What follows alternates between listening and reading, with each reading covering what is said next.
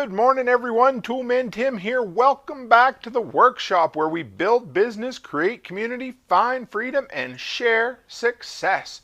It's Saturday, which means it's time for my favorite segment of the week, the weekend workshop, where I get to talk about some slightly outside of the box things. Normally during the week I talk about tools. This is going to be a bit about tools, but it's also going to be about building a side hustle or a full-time business, moving stuff for people, and the essential gear that I've built up over time and some of the stuff that you might want to have to make your life just a little bit easier when you're offering a moving service. So hang in there, I'll be right back.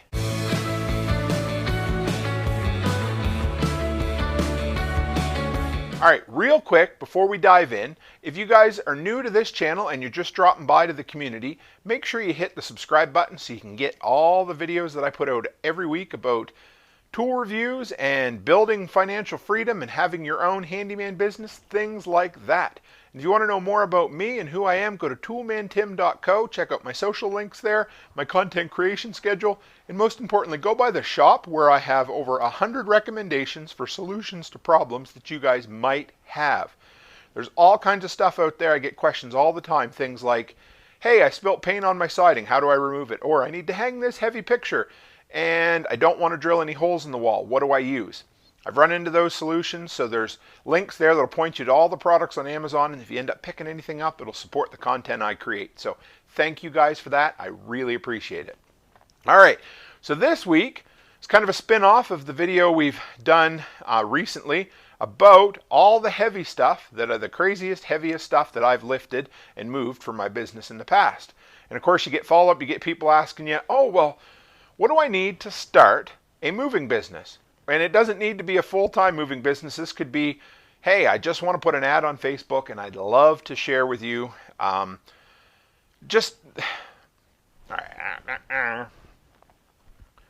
I get asked questions.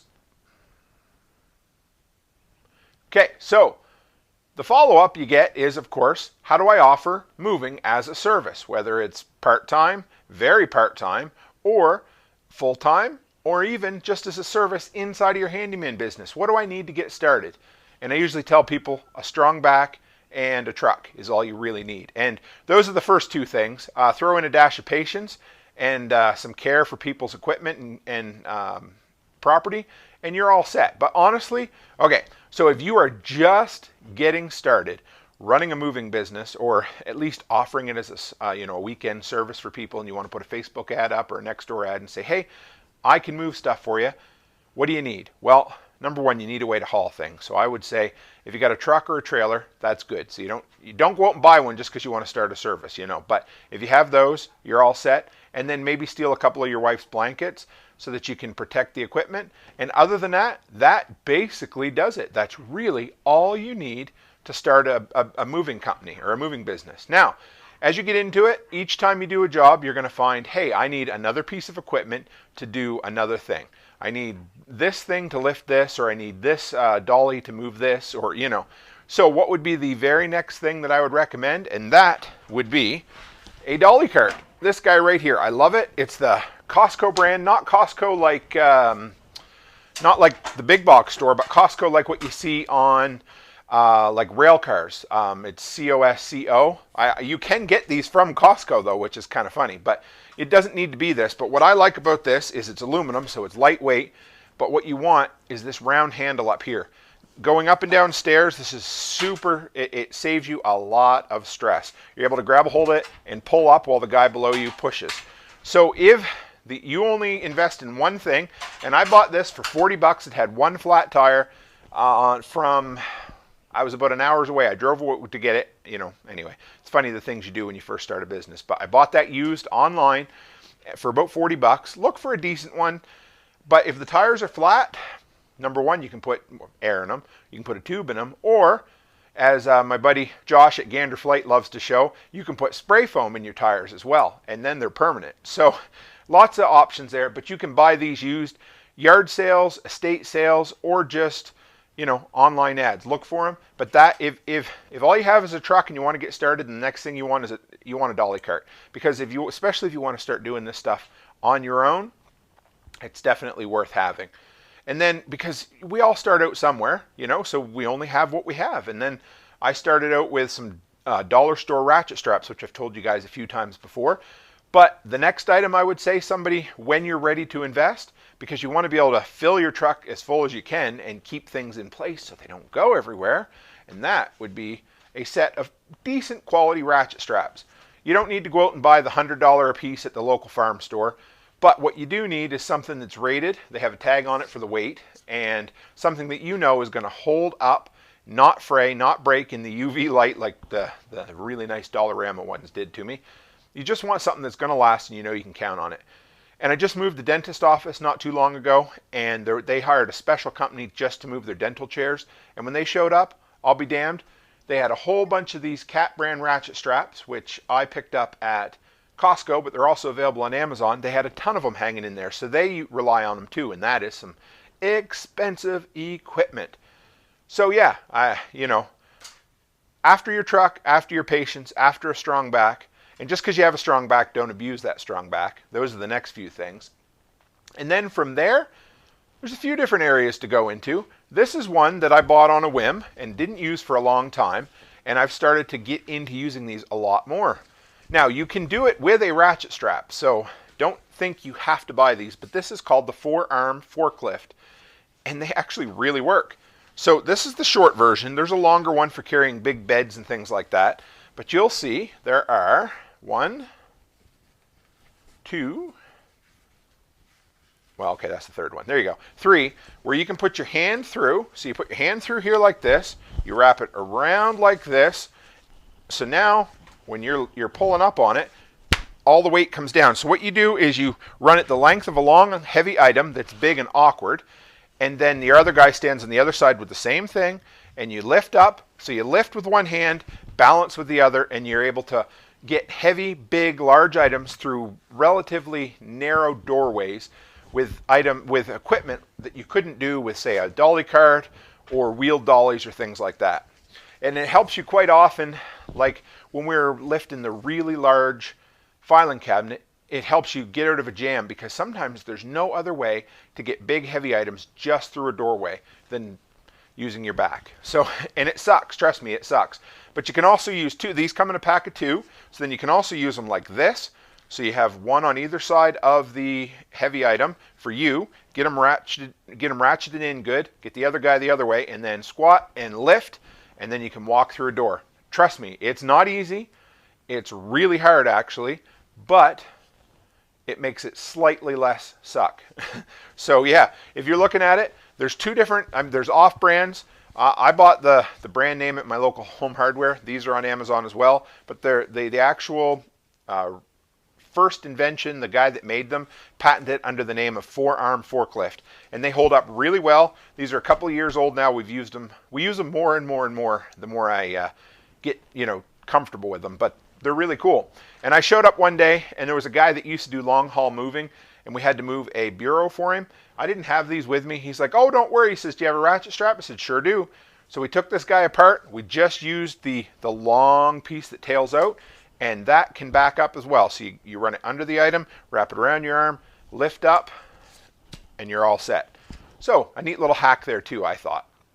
Now, what else have I purchased for my business recently? Well, especially after the really big debacle that was the filing cabinet that I needed to move that damn near killed me, I said I'm never going to move a heavy item like that again without having some of these.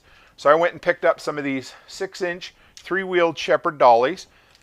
Amazon has them, Princess Auto in Canada has them, Harbor Freight in the US has them. And basically what they allow you to do is lift a really heavy item up, so you're only lifting basically 1/4 of the weight, lift one corner, slide it under. Next corner, slide it under. Next. Works really well on flat surfaces.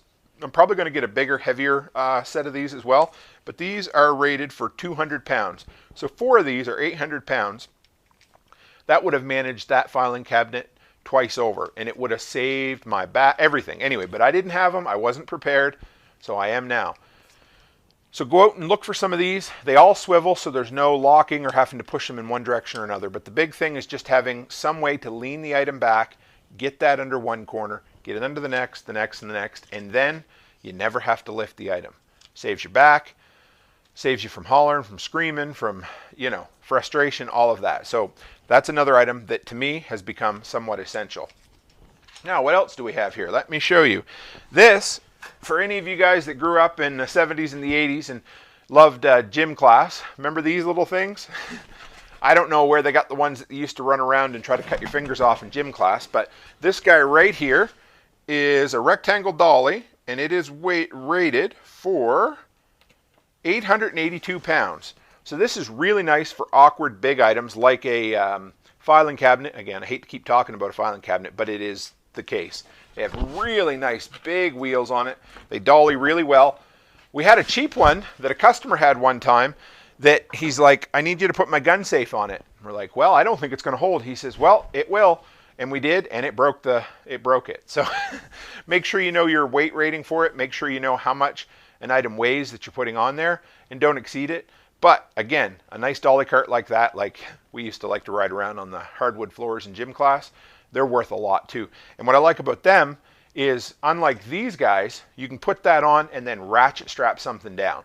So that's what I love about it. It makes it secure. It allows you to push. It allows you to really, get at a good angle.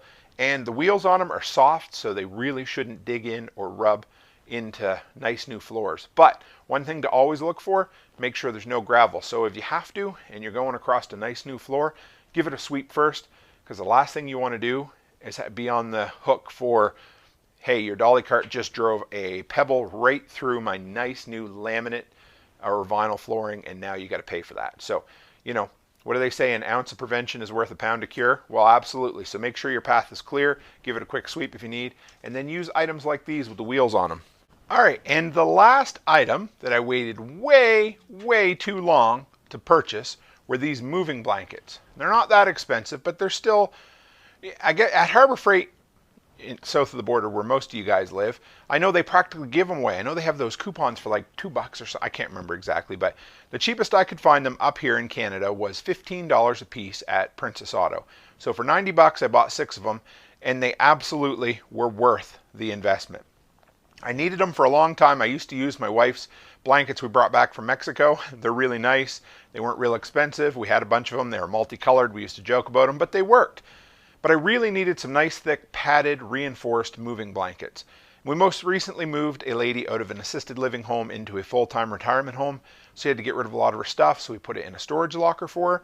And these were awesome because she'd had a lot of the, the kind of old lady-ish furniture, like the wood grain dressers and things that they marred up really easy. They mark up really easy. So what you do, you put one on, you put your moving blanket on top of that, put the next dresser on, wrap another one around that, and then it's all safe and secure. Because times in the past, I've put things on the back of my truck and thought, okay, everything's safe and secure. Then I hit a little bump, and all of a sudden something hits the dresser, scratches it, and then what do? You try to repair it. You can't replace a lot of this old stuff. So what do they say? An ounce of prevention is worth a pound of cure, which I think I just said in the last segment, so I'll cut that out. But yeah, so things get scratched, things get dinged, so why not spend $15 a blanket, or go to Goodwill or something and get a bunch of old comforters that'll cost you maybe a couple of bucks a piece, hopefully, and use them, because again, you need some insurance against wrecking things. You don't want to do it. You don't need them right away, but they're definitely something worth investing in down the road. So yeah, guys, that's it. If you guys have done moving for other people and you found some tips and tricks that you really like, that have really worked for you, then let me know what you use, what you've used, what kind of hacks you've come up with. Share them in the comments below. And if you're an up-and-coming entrepreneur or a side hustler looking to aspire to a full-time gig, or a handyman looking to expand the services they offer, and you want some advice on it, throw it in the comments below. The community will help, I'll help. Or you can email me at therealtimcook@gmail.com, and I can tell you all about all the mistakes that I made moving furniture for people and things over the years, and how it's gotten better and better for me over time, and how you learn and you grow and you build a business and you take those steps toward financial freedom, right guys? That's what's important. So I hope you enjoyed this look into the essential gear that I've used for a moving business, and I hope you've seen how little you really need to get started, and how you can build gradually over time without spending a lot of money. If you got some value from this video, guys, take a minute and share it on your social platform of choice. It'll help grow our community. And If you are new here, like I said, just hit that subscribe button and keep coming back because we got cool stuff for you 5 times a week, Saturday through Wednesday. And if you're into podcasts, the audio format of this comes out on Thursdays on all your podcatchers out there. So that's it for me, guys. As always, stay happy, stay healthy, and have a great week.